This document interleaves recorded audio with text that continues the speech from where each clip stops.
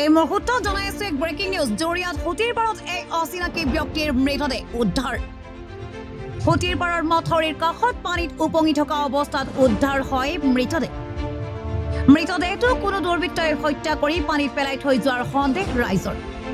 ইতিমধ্যে পৰিয়ালৰ লোকে চিনাক্ত কৰি মৃতদেহটো শৈবৰগাঁও আৰক্ষী চকীৰ অন্তৰ্গত কেন্দাগুৰি গাঁৱৰ জাকিৰ হুছেইন বুলি জনায়।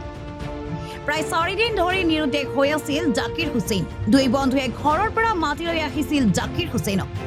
দুই বন্ধুৱে মিলি হত্যা কৰি পেলাই থৈ যোৱাৰ সন্দেহ পৰিয়ালৰ। ইতিমধ্যে ঘটনাস্থলীত ৰূপহী ৰাজচক্ৰৰ বিষয়াৰ লগতে জৰিয়া আৰক্ষী উপস্থিত হৈ তদন্ত আৰম্ভ কৰিছে।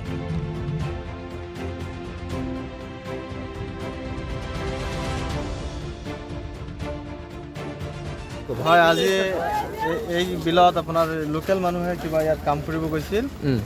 সেইখিনিৰ পিছত মৃতদেহখন দেখা পালে প্ৰায় 1টামান বজাত গম পাইছে লোকেল মানুহে। গম পাই পিছত পুলিচক খবৰ দিছে। এতিয়া মানে মৃতদেহখন উদ্ধাৰ কৰি আছে। এতিয়ালৈকে চিনাকি হোৱা নাই ক'ৰ মানুহ মানে।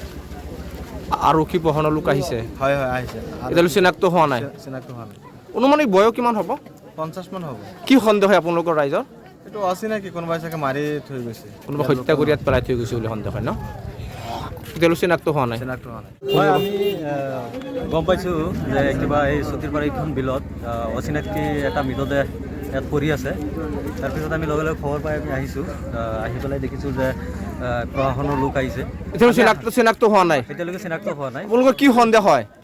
সন্দেহ হত্যা কৰা হৈছে নেকি মানুহজনক? সত্য তেনেকৈ আমি এতিয়াতো ক'ব নোৱাৰি। এনেকৈ লাষ্টটো সন্দেহ মৃতদেহটো পৰি আছে পানীত। আপোনালোকৰ কি সন্দেহ হয়?